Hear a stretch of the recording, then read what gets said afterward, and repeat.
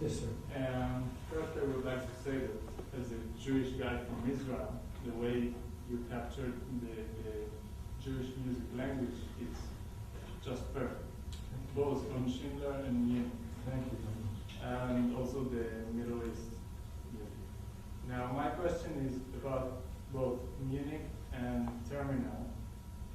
I feel that the language you are using is very different from all you did. I mean, I don't know how to express it, but in some way it's different technique, different language. Yeah. Can you talk a little bit more? I think approaching these films, my experience with them is always a very singular thing. And each one is a unique challenge to try to find mostly texture that would accompany the action and support the performers. In the case of Terminal, a pretty simple decision, really. The object was to try to create some kind of atmosphere of an imaginary Eastern European country that would be somewhere between Romania and Turkey or whatever, which would immediately suggest a clarinet. Because, so it's obvious, you could say. I mean, I didn't really invent the texture. It was just a reference to something that seemed historically and musicologically and geographically the right idea.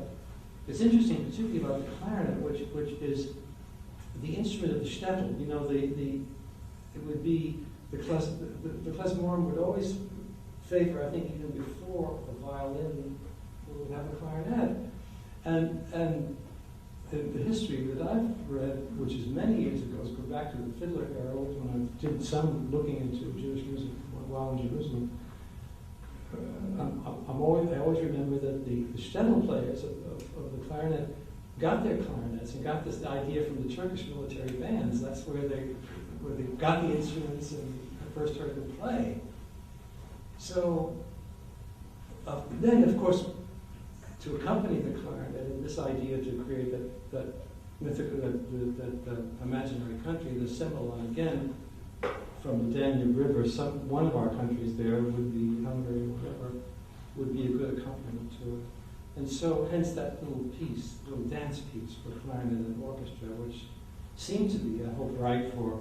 So that's about the direction and quality, really, of the thinking, for better or worse. I don't know if any of you remember Emily Bernstein, she played the solo clarinet part in that piece, Terminal. So magnificently. And the sad part, Emily, she recently passed away. She was only about 42 years old. She was very young, very beautiful. And our principal clarinetist here, so everywhere, and she maybe 2 or 3 years ago now, every orchestra that I've gone to, the biggest one, Chicago, New York, the woodwind section coming into the dressing room, and they say, "Who is that clarinetist playing in Terminal? It's the most fantastic playing we ever heard." She was a student of Eastman. She graduated from Eastman. I think she did postgraduate work out here somewhere at Stanford, I believe. And maybe it's a pretty good piece, I don't know, little piece. She brought such an art to it. And I've done it with other clarinets, but I think Emily Bernstein is spiritually, especially gifted. Over here. Yeah, you. How many and possibly which films invoke a feeling of like relief that you can be like, okay, well now I can do this style because I've been doing this style for so long, and this film came at the right time. Now I can play around with something completely different. Yeah, variety is the spice of everything. I guess as the cliche has it, and it is true. I mean, I think one thing is to speak about Hollywood earlier on in Hollywood is that there was always a temptation to pigeonhole or composers, writers also, so that if you're pretty good at comedies, they would give you only comedies to do, and would never ask you to do a dramatic film, and vice versa. And I think it's wonderful when you've been able to do some space operas that someone will then ask you to do a romantic piece. piece or something that is atmospheric or impressionistic in some way, yes, it's like a nice opportunity. I earlier on in our chat, I was referring to my early experience in the TV anthologies, which were, as I mentioned, 1 hour per week. And I loved doing that. Probably didn't do it very well. I couldn't have. But what was wonderful about it was that every week was a very different piece. It had to be done very quickly, within a week. And my career in feature films has been less varied than that. But I always welcome when a film like Terminal, for example, would come along, or enjoy doing Munich very much. It was a very different kind of a challenge than some of the other adventure films which I've been associated with. So the opportunity for a variety of guests is always very, very welcome and helpful. It's energizing. What would you say is the most unusual score you've ever written? Well, I think Images, John. I don't know if these ladies and gentlemen remember that. It must be early 70s, 72. Robert Altman, who you probably know, and it was a film about a schizophrenic woman who, there were 3 murders in the film. She committed 2 of them. She felt she'd done all 3. She couldn't make the differences between her hallucinations and reality and so on. And we had no budget at all. So I wrote a score for a few strings, which we got from the BBC Symphony, and Stobu Yamashita, who I believe is still alive, is a Japanese percussionist playing percussion, and I played the piano. So it was piano, percussion, and strings. And the percussion was non-tonal percussion. I'm afraid this is all going to go on too long. The late Bernard Bechet, who's a sculptor in Paris, who created out of stainless steel shapes that could be excited and would make sound if you hit them. Some of them looked like sails, like ship sails, and they're as high as the ceiling, and they were connected by wire. So if you bow the wire, you excite both sails, with one sail with the other, and you get this beautiful sound. Pre-synth, mind you. Small ones, large ones, all kinds of metal apparatus. These are in museums all over Europe, sculptures of Bernard Bechet. And I went to the Modern Museum in New York once en route to do this film, and I went, and you could put a quarter in those days into a little machine, put a pair of headsets on, and look at the sculptures behind the glass. And the sculptures would play the Blue Danube Waltz horribly. but it could make pitch, and it could be played in more or less rhythm. And so when I looked at Bob's film, I thought, my God, for this schizophrenic woman, we need some wild sounds. Again, pre-synth, forever going to get this. If I can get the Bechet sculptures, it would be fabulous. So I went to Paris with Bob to get to Bechet's studio and said, can we rent any of these sculptures that I saw in New York? And he said to us, yes, you can rent them if you can insure them and take them to London to record. He said, only if Stomu Yamashita, the Japanese percussionist, is the only person I will allow to touch them. So, Ram Stomu, he's a graduate of Curtis or Eastman, one or the other, a fine musician who I didn't know personally, but knew about. He plays the Bartok and Shudder for 2 percussion by himself, with 4 mallets on his hand and his feet, and he's a fantastic.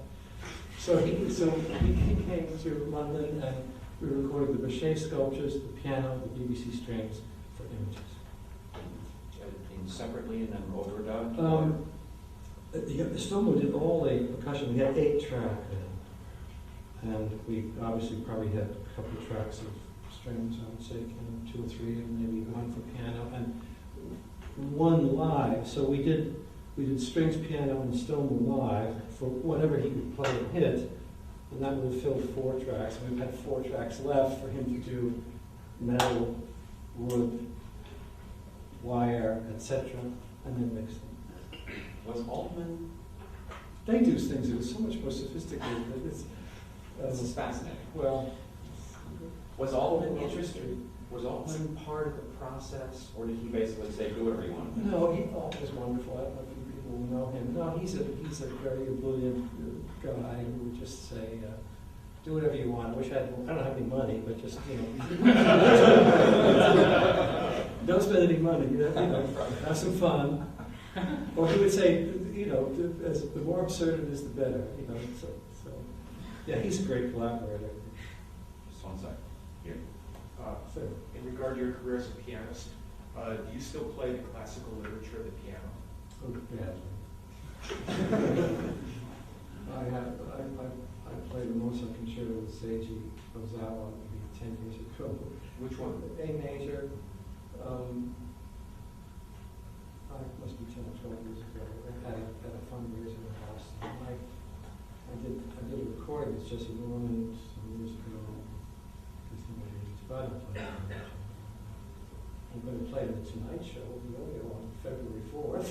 I stay up late. I'll be playing some music from Geisha, so he would play all accompaniments.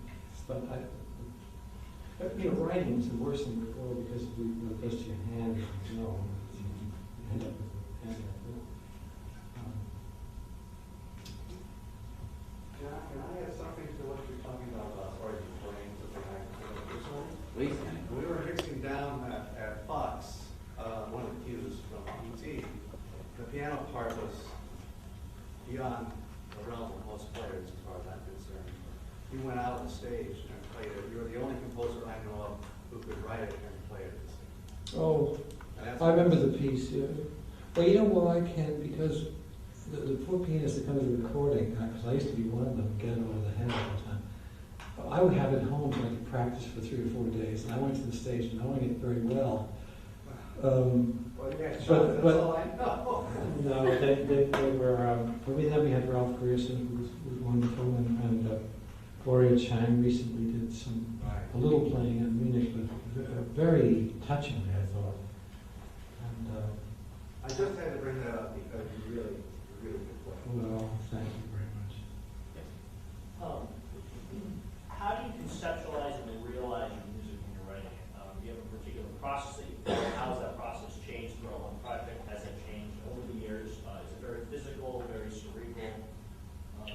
Is it kind of a building block process, Well, the way I work in film is probably also pretty unreconstructed in the sense that I just have a piano and run a writing desk. And Ken Weinberg, a music editor I may be working with, is in my office at Amplin in the next room, and I would go in there every 20 minutes and build a sequence, maybe put some strings on it, or discuss a cue sheet if we have one, write 4 bars and go back. So it's pretty much in a straight ahead, a direct line. For film, there are exceptions, but the work I'm doing right now, I'm actually making a little suite for Yuri for Geisha, and it's a very different process because I'll have a beginning, I need to work out, in most cases, actually write the end, do the working out later, having realized what the ending is going to be, a couple of cases, which, excuse me, rarely, but not even so rarely, this can work in film, that if you start with the last reel and not the first one. It's not rarely, I've done this actually fairly often, and can, particularly if it's melodic and thematic, and construct the last reel.